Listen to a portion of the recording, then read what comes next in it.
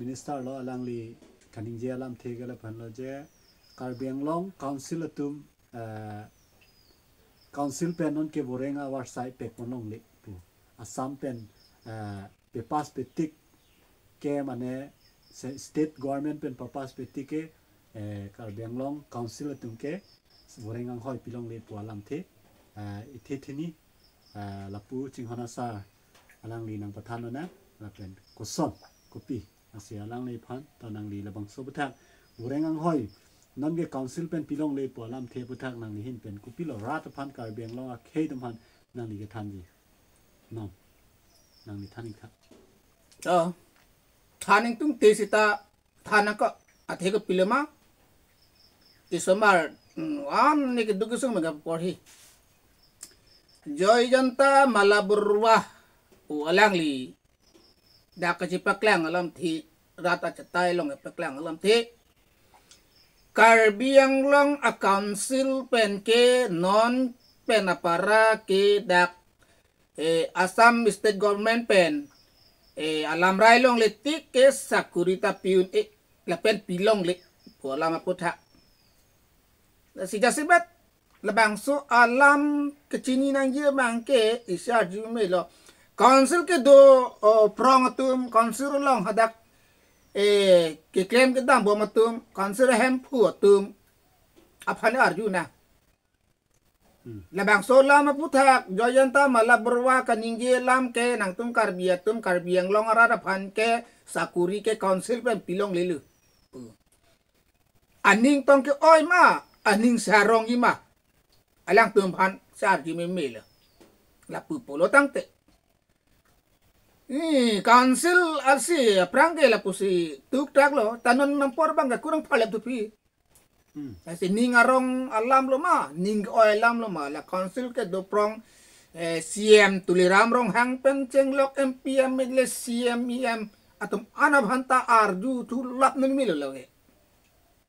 alam la pusi nang do tang ko ka phi ke la ke alang tum pen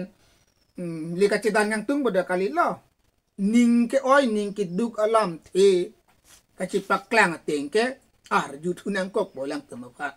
te la pupu thak le putang te nang tung kon ser ke do ka li sa wi de lo pir thia ke nang sot sakuri la pen pir hik ake mang ke mu tung iskur ke dun kaporhi je pe do ke piali lo na ha kerela ha kunan ne Delhi Bombay Calcutta Amerika be the ka chong dat le pre nang kok ke Karbi Anglong ke sakuri long le da polo sakuria we da polo por hina ka polo la sila ana ning oi ning kiduk a hemang chilele ri nang chilele ha ingbot nang bet ha thi dam lo bang ta do lo jo ha dak ban kisu ke chi wani phanang ko ne ka siksa kiduk ke su ngado lo la pen la hai a joy ne si non dak lang dam po te rep test ta ho ko ne pinan long chuka dun ju tho ha bang a piso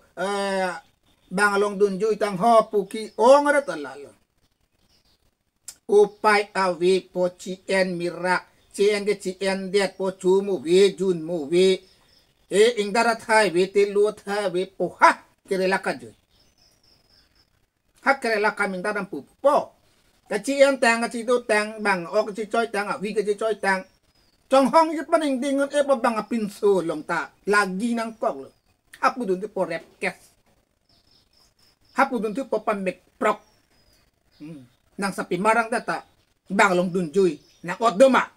putun hur tiki la ke la hai akachong dat awar sai ka wit penta bahar akin sarbe mal la si munitam aki joy nai kapila kacipindak kacipindak lo kay joy nai pulutang te laki alang li phan ki putot ki pustit ta kalalo lang li ang ho me pi pen kaning give kalam lo alang li CM tuliram rong hang laki ka dok ka wi Karbi tribal arat Karbi Anglong arat ta thek prong lo lan chot kali pirthe dang ra lang ni pan thek long lo chini lo alang li mithang siki pulo all in all ta alang li redeng sido pulo tangte na haya ki duk isung la haya ning duk ning oyalam ke choy ka chiru thupit ba choy si chiwang tu ham lo sakuri bakuri kato kawi anta itu mati parmenda itu konser lo sa prangke lapu klem bom lo cipi bom lo sitano na por bangke karbiang long a council penke sakuri bakuri piun lake alang le joyanta amala borwa ala le kaningiram tu bangke non la pososi tum han ke bon cek lo close tirlo han ke la anal lamang bong pen te non ke la siko las lokar junang ji bakala tumhan sigar junang tuna ning ki oy ma nang ning ke arong la so lampo sara ju thu memelo arju memelo kar ju thu lo konsil sora panta jo la si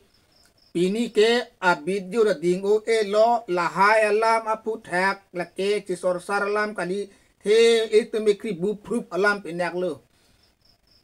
pu ing hap cek buro tang te ningarong buke pu mu wedat buke ningarong e putek telo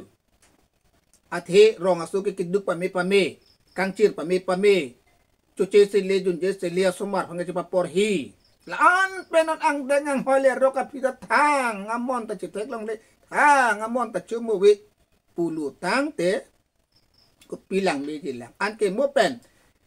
ka chong data ma phita piso da kat nang kok lu chu ta chumu we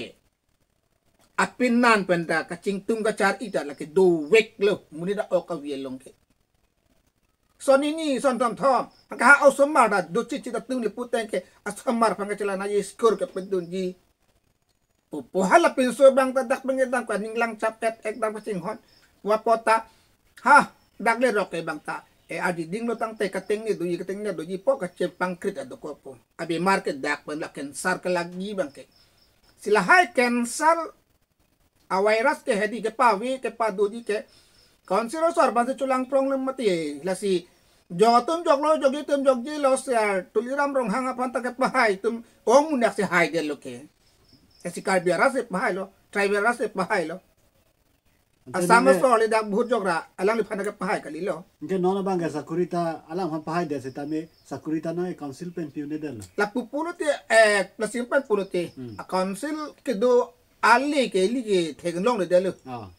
ali ka lang tum da nani ato war pilo la basolong salang tung persente chudule mati alang tung reng bom lo te itum rong asu tum ke kupilo ali awilo thang tali welo asia solkar masi la sorkar ke lar nang po la ke pilo rat no ke mang lo pen lar ta lar nang ko poke yong hepan seta lar po la ke lar po asi ni pini pading kom velo la hai lam putak la rat tum dak inside no la pen rat tum